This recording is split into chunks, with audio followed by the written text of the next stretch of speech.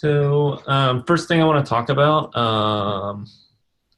is the kind of the timeline where we're at. So today's the 16th. That project is due on the 24th. If you haven't scheduled a project assessment with me, you'll probably want to kind of think about when you're going to be done and try and schedule that sooner rather than later. The hard deadline is July 15th, so you have to have had the project submitted by this date. You have had to have passed the project. I think I talked about this a little bit during the study group on Wednesday. This is going to be your first time doing a project, so there's a pretty good chance there's going to be something that you have to either update or change. So you want to give yourself some time before this hard deadline to update that. So the sooner you can kind of sign up for one, the better. And Slack me if you have any questions, if you want to sign up for one.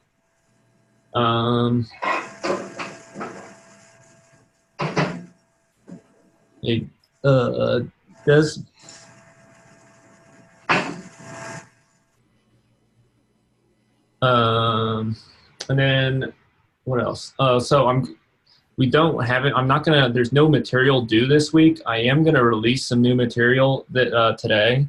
I'm gonna be releasing sections 9 and 10. 9 and 10 are not due till next week.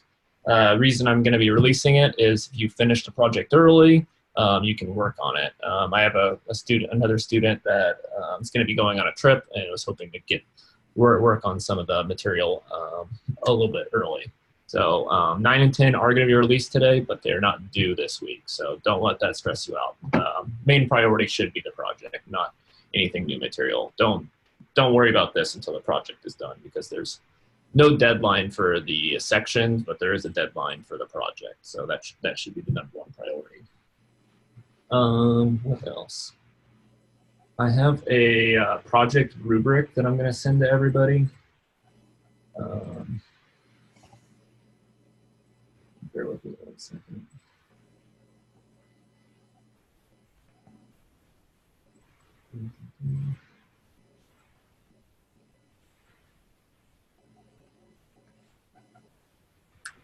So this is the project rubric, what I'll be grading you on. So I want you guys to have a copy of this so you know what I'm going to be grading you on during it. And I'm going to send this out in the Slack channel after this. So take a look at this when you're kind of working on the project if you have any questions about what I'll be grading on. Any questions about any of that before we get into what I was going to go over?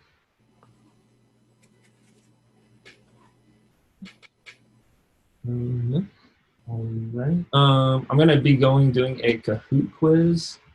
So I want to just kind of see where we're at going into this. If you are on a computer or a laptop, would you be able to go to kahoot.it and enter 781975.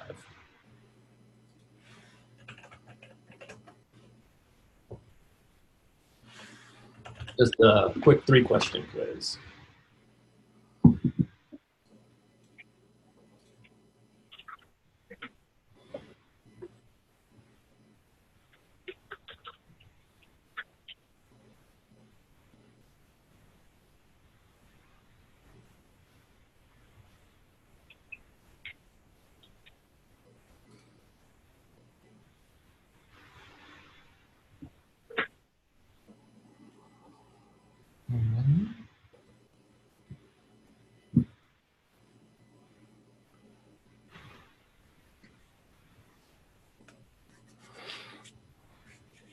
All right, we have everybody. So 3-question quiz. So scaling your data, does scaling your data change the range of your data, or does it change the shape of the distribution of your data?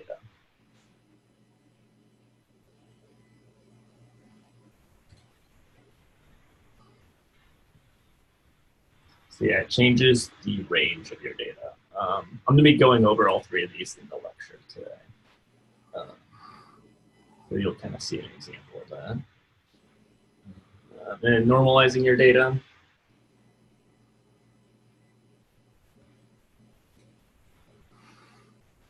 Perfect. Good job.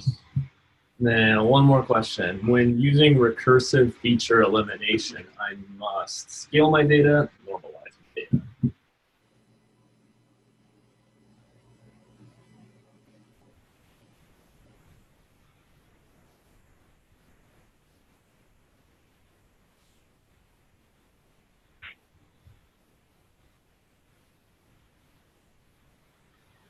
So you must scale your data. I'm going to show why you have to scale your data. All three of these questions will be answered, and at the end of this, if you don't know the answer to any of these questions, do let me know. So let's get started. So I have the Boston housing data set saved.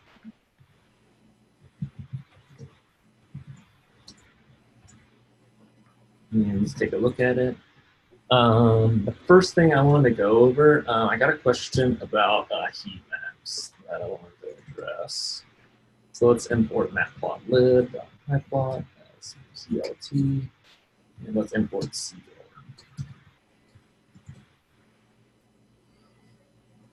So let's make a heat map on the correlation matrix. df.core.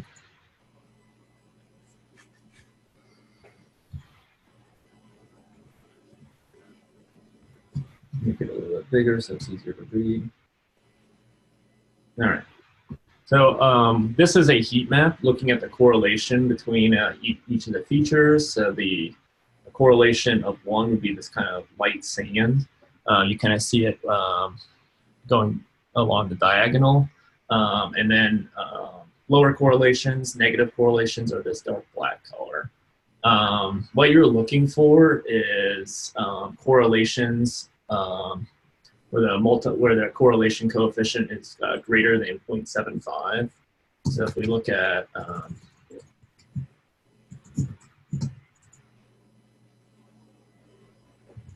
here's the correlation matrix, and you can see it's 1 when it's crime versus crime. ZN versus crime is negative 0.2. So we use a heat map to make it a little bit easier. This is kind of hard to see, so what I like to do is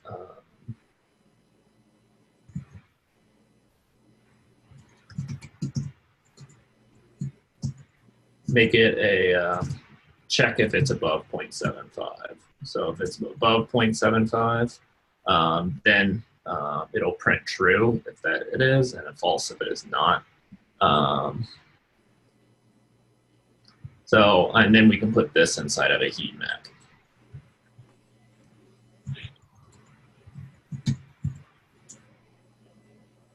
If I get it nasty.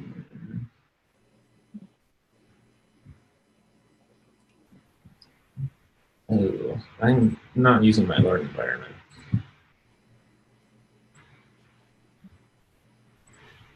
So run all above.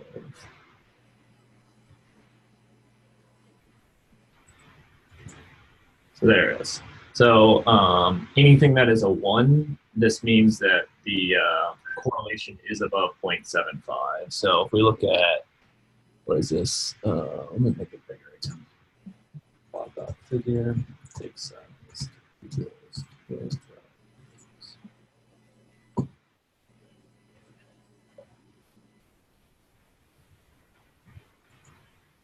So what is that? That is Knox and Indus is above 0.75. We can see Knox this is true right there. Looking at our original, it is 0.76. So if we're checking for multicollinearity, we would want to do something with one of these variables, remove it or do something.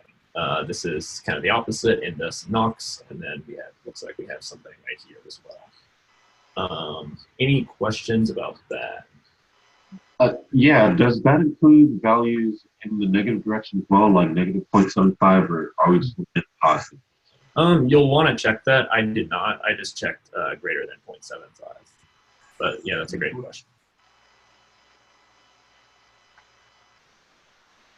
Cool.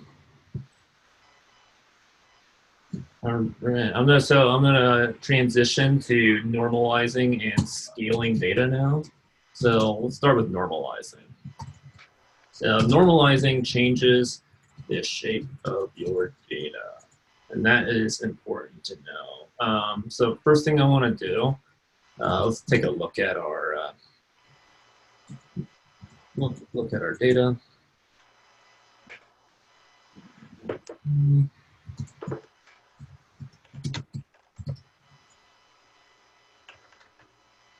So let's take a look at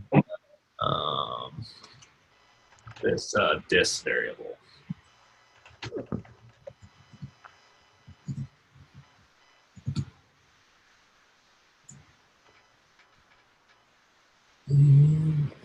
So I'm sure you guys have gotten some sort of this pink right here. This is a pandas warning or IPython warning. It is not an error. I usually, it depends what they are, but usually you should Google them to see what they are. I think this one is a non-issue, but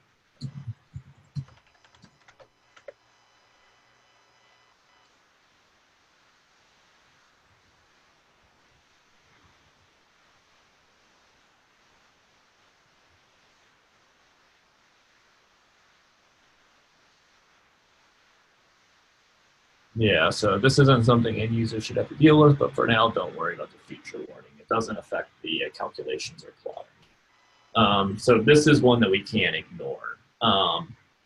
So there is a way to turn these off.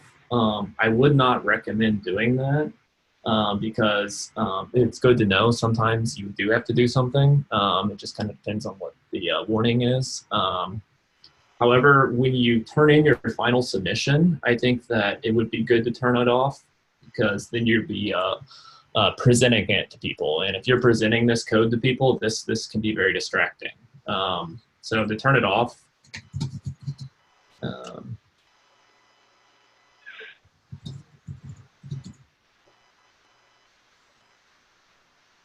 yeah, it's this.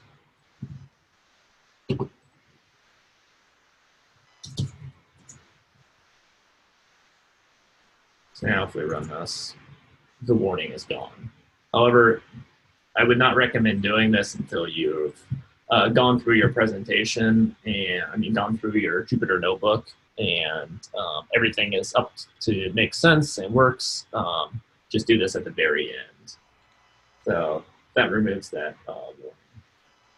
So now let's see what happens if we do a log transformation of the data.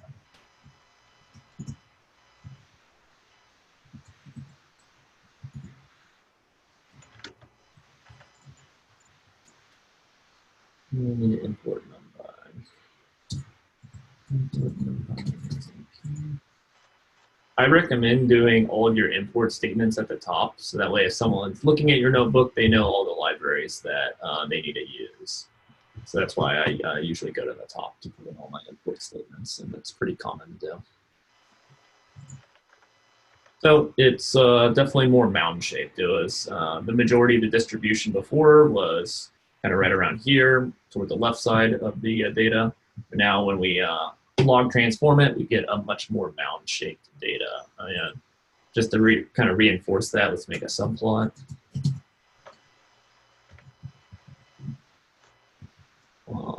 One row, two columns. This is plot one.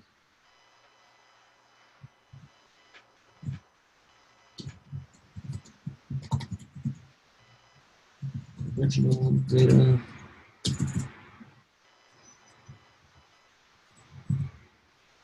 Plot two. np.log. So this is going to be my log transform data.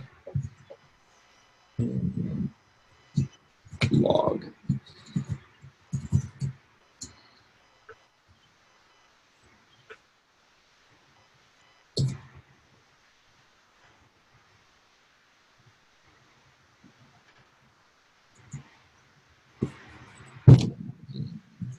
Um,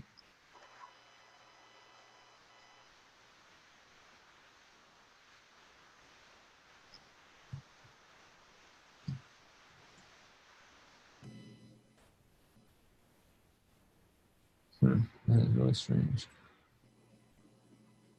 Well, that should be AX too.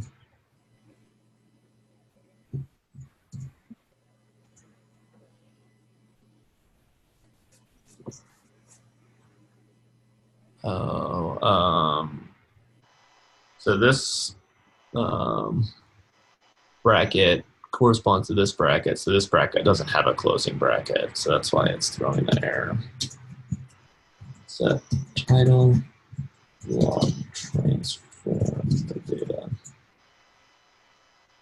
So here's the original data. Here's what happens when you log transform it. So kind of going back to the summary, it changes the shape of your data. So our overall data has changed. That was that kind of that question that I asked about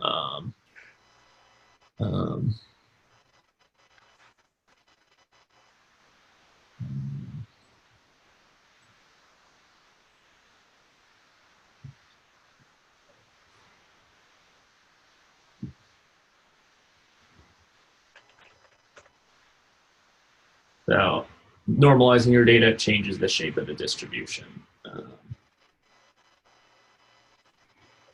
And why do we log transform data? I'm going to kind of show an example using this. This is the reason, one of the assumptions of linear regression is that your residuals are normal. When the overall distribution is non-normal, the chances that the residuals are non-normal is going to be kind of small. If all your features are normal, there's a much higher chance that your residuals could be. So let's take a look at that. And I'm going to do some more libraries. I'm going to be using Stacks model.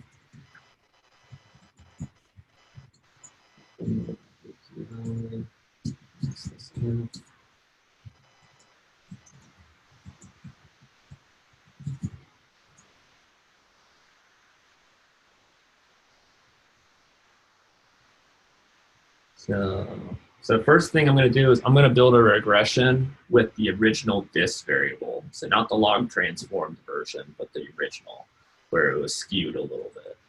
So this is original dis.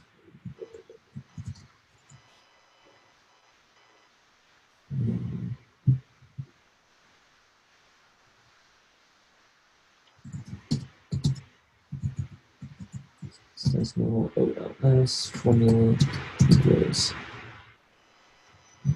median value, and I want to use the dis variable, and data equals df, and I want to fit it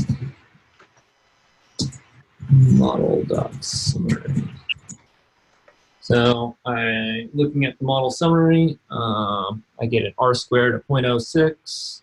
My p-value is less than 0.05, so this is statistically significant. That's kind of a couple things that I look at right off the bat. Let's take a look at what the residuals look like now, though.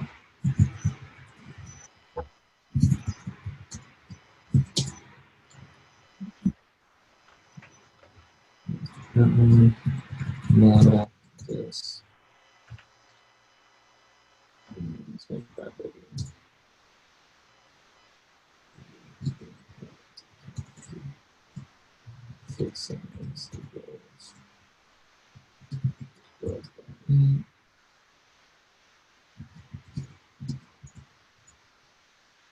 So a little bit bigger. So what we're looking at here is the residuals, and you see the majority of the residuals are right here, and then they kind of spread out. Another way to kind of look at the same thing is I like this plot, which is what I've been doing. So we see that majority of the residuals are right here, and then it's kind of spread out as we get larger. That's the exact same thing we see here. Yeah. So let's do the same thing, but with the log transformed variable and see if the residuals are nice. And I'm going to be copying and pasting some of this code to save some typing. But this time I'm going to be using regression model with log this instead of this.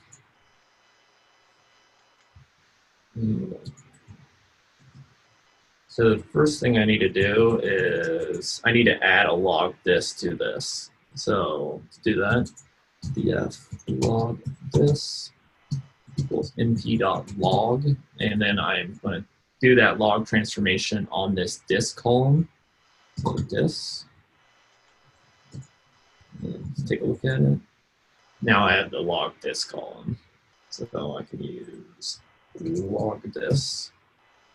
And I'm going to change this to be a different model name, log this. Not long, but it'll work. All right. So I get a r squared at 0.085. If we compare that to our original model, it improved a little bit, very small amount, but our p-value is still statistically significant.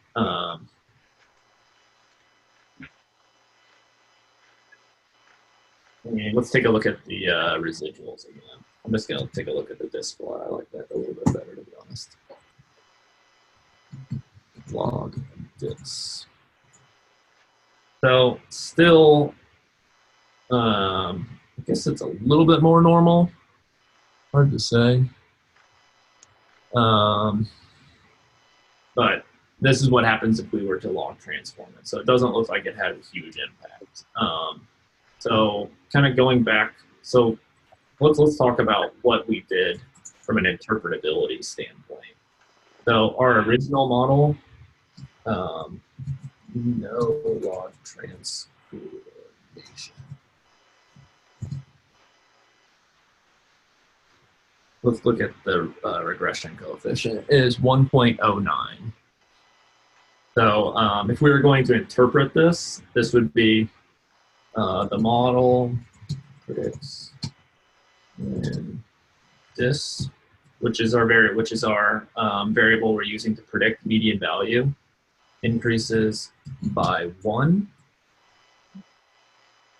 The median value increases by 1.0961 or 1.0916. Does that make sense? Or let me know if that doesn't make sense.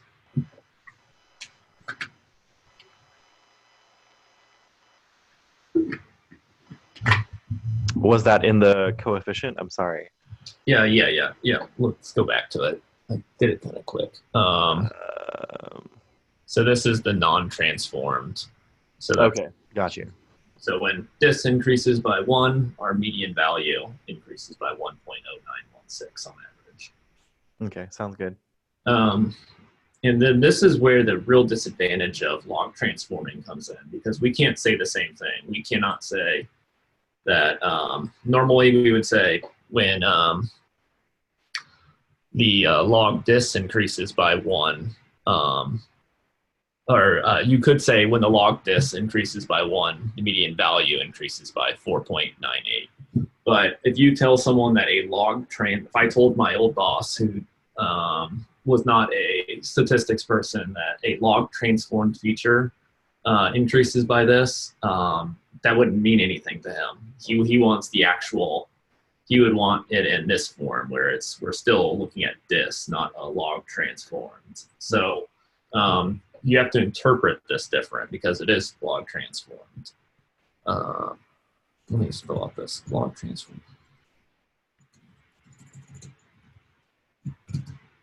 So there's another way to interpret this, and I got a nice YouTube video that I think they do a really good job explaining.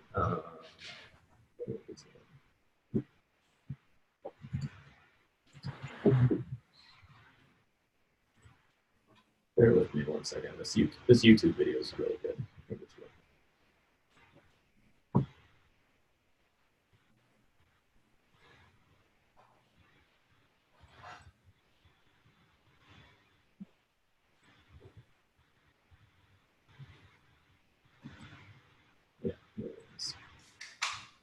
Hello everyone, Phil from statisticsmentor.com. And I'm gonna put this on.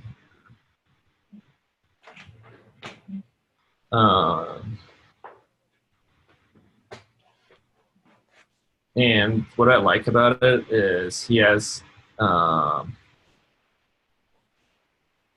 if we don't transform our dependent variable, that's our median value, and we don't transform our independent variable, this is how we interpret it. That's what we did on the first one. The model predicts a 1 unit increase in the independent variable leads to a % increase in the dependent variable by whatever that regression coefficient is. So that's what this is right here. That when we increase this by 1, the median value increases by 1.06. But this time we did a log transformation on our independent variable.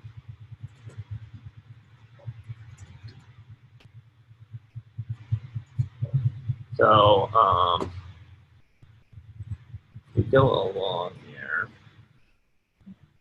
So this is, we did a log transformation on the independent variable. We did not transform, didn't do any transformation on the dependent variable. This says the model predicts that a 1% increase in your independent variable leads to an decrease in your dependent variable by whatever that regression coefficient is divided by 100. So it completely changes how we interpret it. And in my opinion, it makes it pretty significantly less interpretable. So let's write out what this means for our problem. The model predicts when this increases by 1%. Bless you. Thank you. The median value increases by this regression coefficient divided by 100. Let me make sure I got this right. So regression coefficient divided by 100.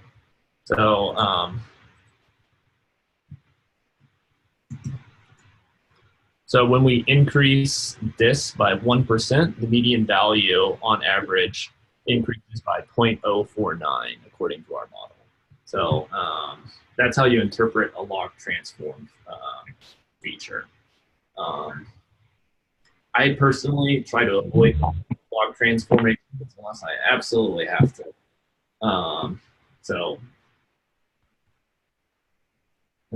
Yeah.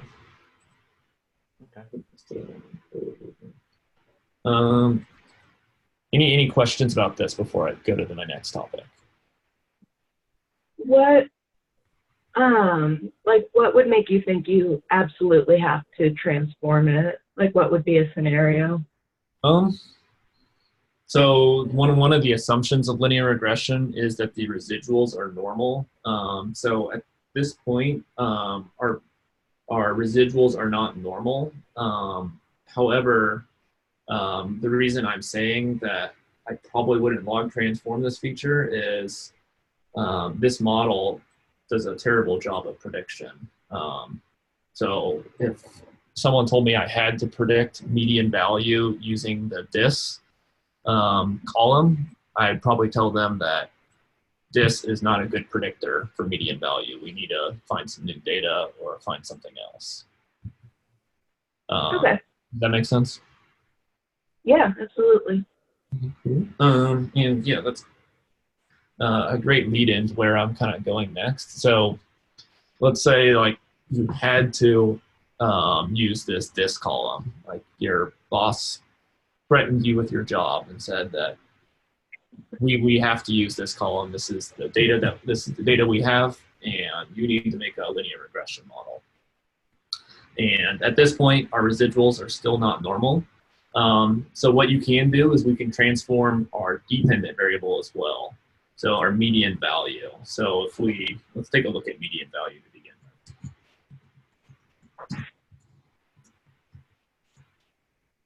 So it's not a perfect distribution either. It's roughly mound shaped, but it's definitely has some some problems, especially with this 50, which that might be a problem to begin with. But let's take a look. And let's do a log transformation on the median value.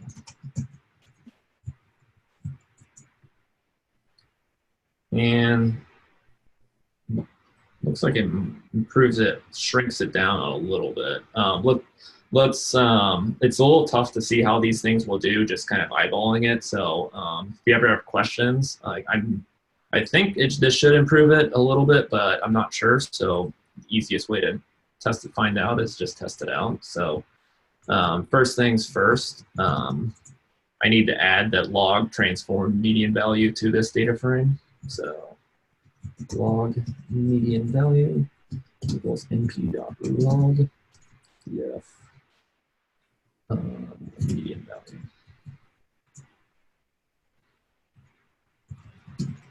So now I have this log transform median value. I'm going to go back up to my code that I'm going to steal. And I'm going to make a new model. I'm going to call this one logs. And this is going to be log median. I'm going to use log this to predict the log median value. And this time I get an R squared of 0.165. Something to kind of keep in mind, when you log transform what you're predicting on, so what R squared is typically used for is comparing models. And you saw that I did that up earlier. So we get a 0.08 when we log transform the disk, and we get a 0.06 when we do not log transform the disk. So this model, the second model, performs slightly better. When you log transform what you're trying to predict, the scale in which this median value is on is completely different. So we can't compare this model to this model just based off R squared, because this one's always going to be, you're comparing, so the R squared compares how much of the change in your Y can be explained by your X, but the change in our Y is on a log scale now. So you can't compare these models. So that's another downside of log transforming, but let's see what happens with our residuals. SNS.displot.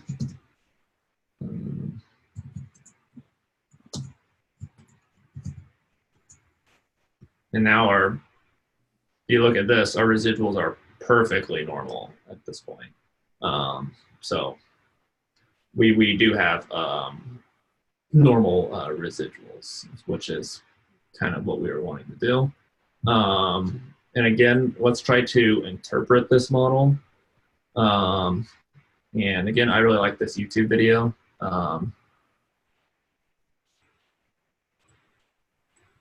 So in this case, we're on scenario number 2, where we have log transformed the dependent variable, which is median value, and the independent variable, which is this. So we would interpret it like this. The model predicts that a 1% increase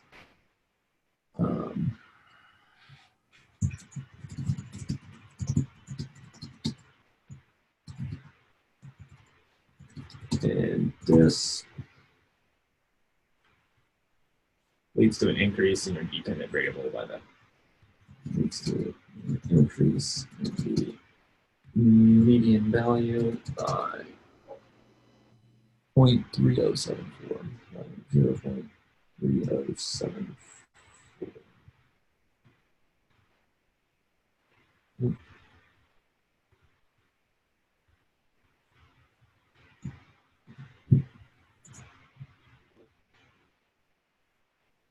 All right. Any questions about that?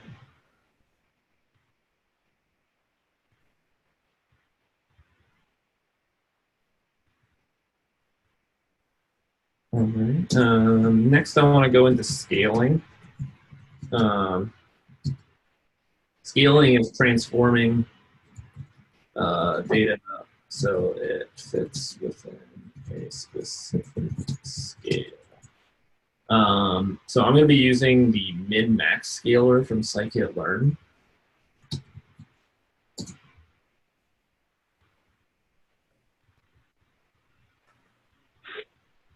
What this does is it makes your the minimum value, makes that a 0, makes your maximum value a 1, and then fits everything in between that. So let's import that.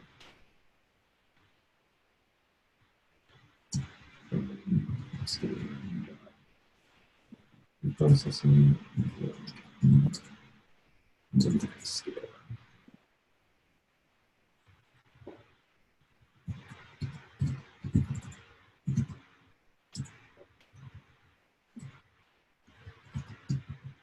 And I'm going to do this on this dis column that I've been working on. Dis. And so I get a value error, expected a 2D array and got a 1D array instead. So this is a very common error that you'll get with scikit-learn when you're only trying to fit on a single column. So let's say I didn't want to just scale this, but I wanted to scale other columns too. Median value, that's what I know off the top of my head. I will not get an error. But if I just do a single column, it throws an error. And why is that? So if we go back to our error message, it expected a 2D array and got a 1D array instead.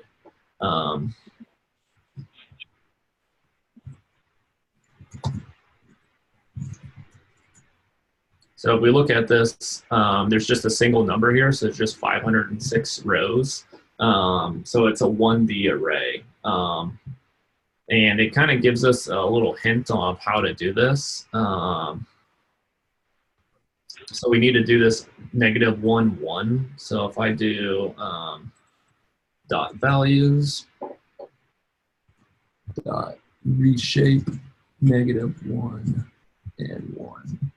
And you will get this error quite a lot when you start messing around with scikit-learn. So by the end of this course, I would kind of expect that you'd be able to see this error and instantly know to do this. I've seen a lot of students that do that.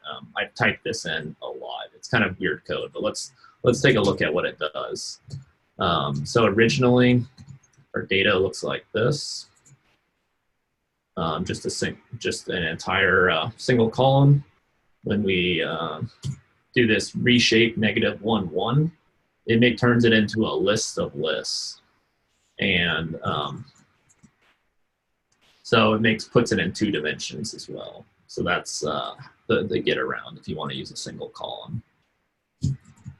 Dot reshape -1, 1.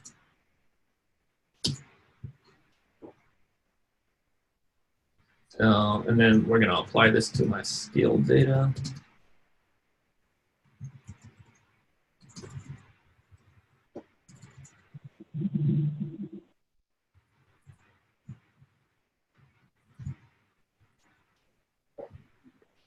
And I got the same thing. So I need to do the same thing.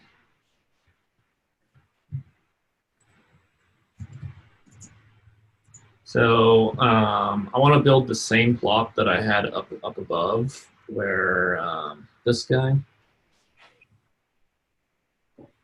So see what happens before and after I transform my data.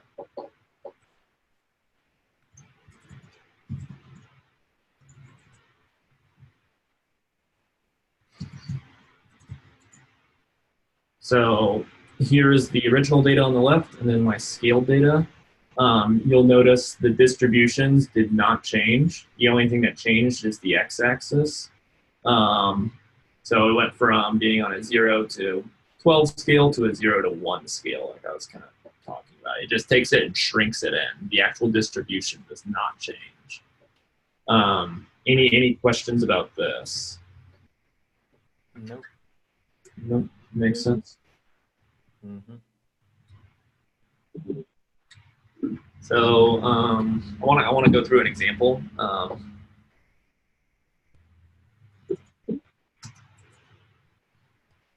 So I want to go through an example to show why you would do this or why you would want to do this.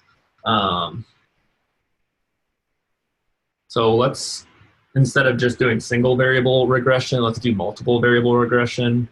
And I want to do two features that are on different scales and see what happens. So let's do this B variable in our rooms. So B is in the 300s, rooms is in, looks like 6 to 7 range. So make another regression formula. And I'm still going to be predicting median value. And I want to do B plus rooms. Fit.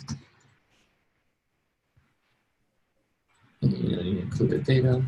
df model.summary. So just using rooms in B, I get an R squared of 0.54. So these are much better at predicting median value than this column that I was using earlier. Both of my p-values are statistically significant. They're below 0.05, so that's a good sign as well. So let's interpret the results. A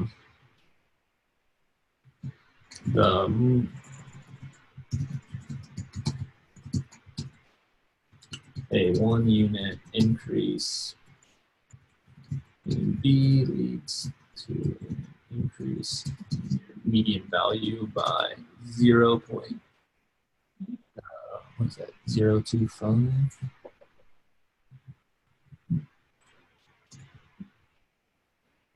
And then for the RM column, I believe that's room, the model predicts that a 1 unit increase in room leads to an increase in median value by 8.68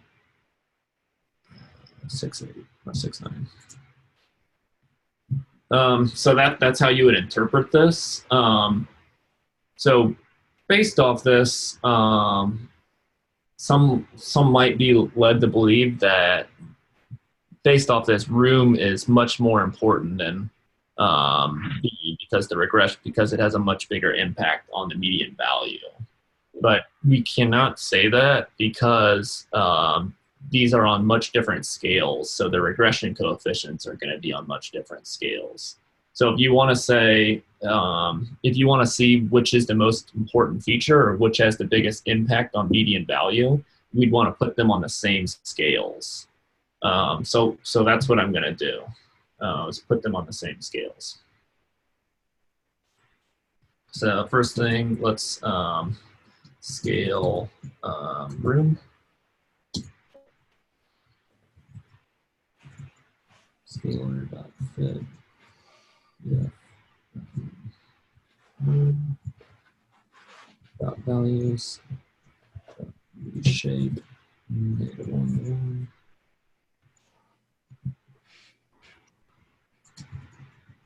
And make a new column so I can apply this to my regression. So scale room equals scalar dot transform df room. And then let's scale the B column. Scalar dot fit df B dot values dot reshape -1 1.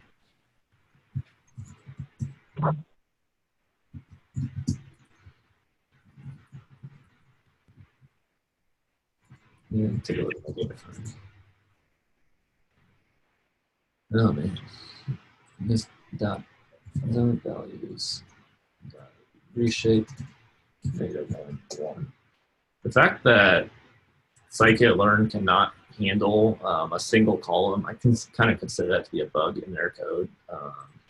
And there's been kind of rumors. So scikit-learn is a super, super popular library in the Python data science world. There's been rumors that they're going to actually update their code that it can handle a single column, but in the short term at least, we have to do this kind of obnoxious code. -1, 1. All kinds of things. If you're ever wondering about line numbers, if you hit escape so that it's blue and hit the letter L, it'll print out line numbers. So it says line number 7, so right here. And I can't spell transform. So now I have a scaled room and a scaled B. So let's build a model again. And instead of median B, I want scaled B. Scaled B and scaled room.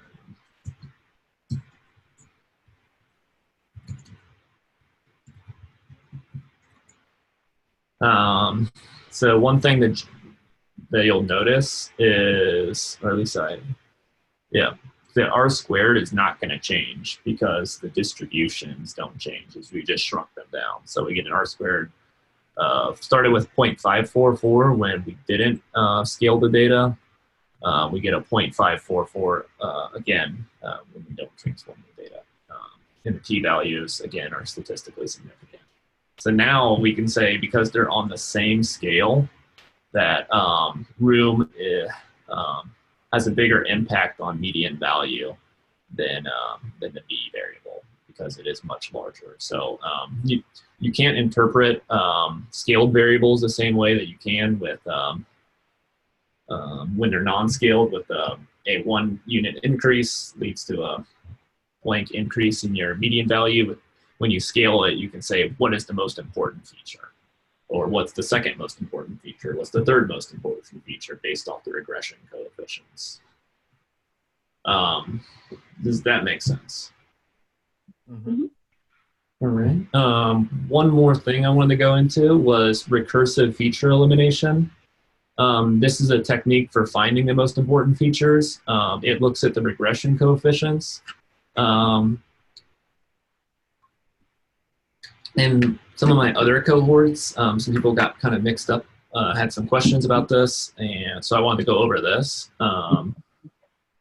So looking at my data frame, I'm gonna drop all these features that I created: log this, log median value, scaled room, and scaled B. I just want to look at my original features. So drop all these, log this, log median value, log or scaled room, and scaled B. Access equals 1, and I need to do in place equals to true. So back to my original data frame. So I want to so recursive feature elimination is a scikit-learn package as well.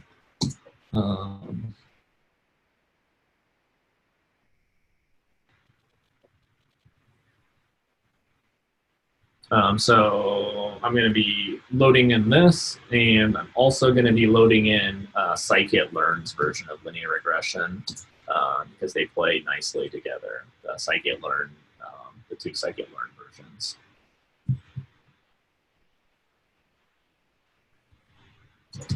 I like stats models for linear regression. Let me just talk about this real briefly. Is they have a nice stats models. Linear regression, in my opinion, has a nicer summary, but it doesn't have a version of recursive feature elimination like scikit-learn says it does. So if I'm doing a linear regression problem, I'll kind of go back and forth depending on what I want to see. So I'm going to be using scikit-learn's version here. Feature selection, import RFE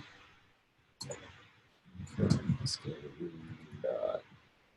linear model, import linear regression. Cool.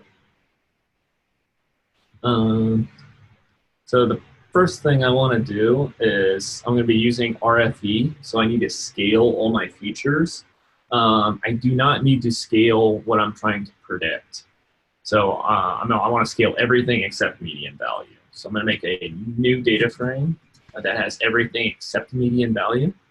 So df.drop median value axis equals 1. So it has everything except median value. So now I want to scale everything in this X data frame. Scalar.fit X. Scale data equals scalar.transform X. So I have all my transform data now. I'm now going to make a linear regression model.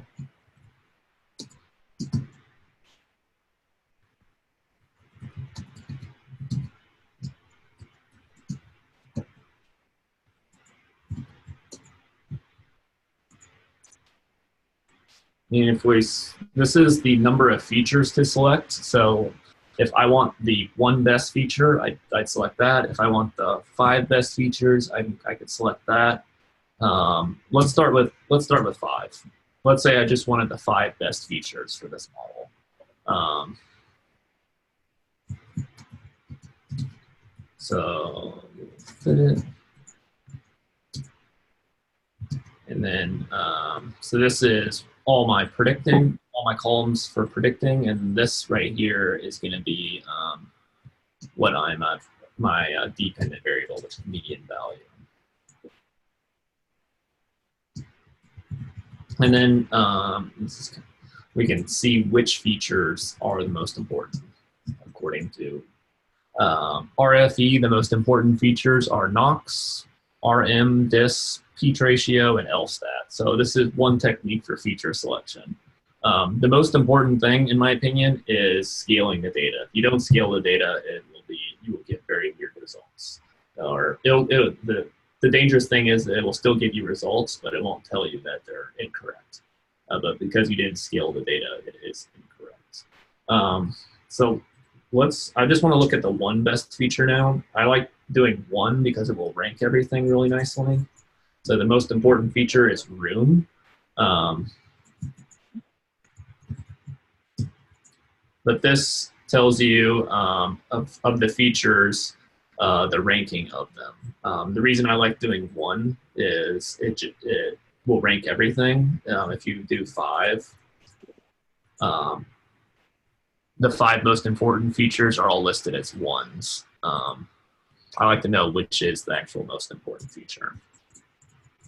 And then I want to plot this out.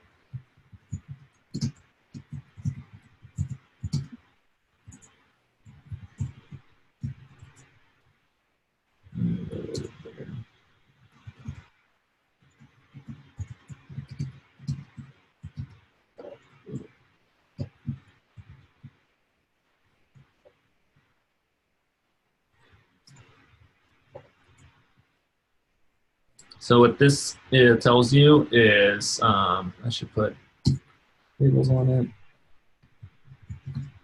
Feature importance. So the lower number is better. So room, this is the most important feature. 2, this is the second most important feature, third most important feature, fourth most important feature, fifth, sixth, seventh, eighth, ninth, etc. I like just kind of be able to kind of visualize this, especially when you're working with a data set that, honestly, this Boston housing data doesn't mean a whole lot to me. I'm not sure what most of these columns are, but when you're in like a work scenario, you'll probably have a much better understanding of what the features are. So if you look at like what the most important features are, you'll probably have this like in your head what the most important features are, but then using like a RFE, it will tell you what statistically what are the most important features, and it might be different than what you think. And I just kind of think it's kind of interesting to look at. Any questions?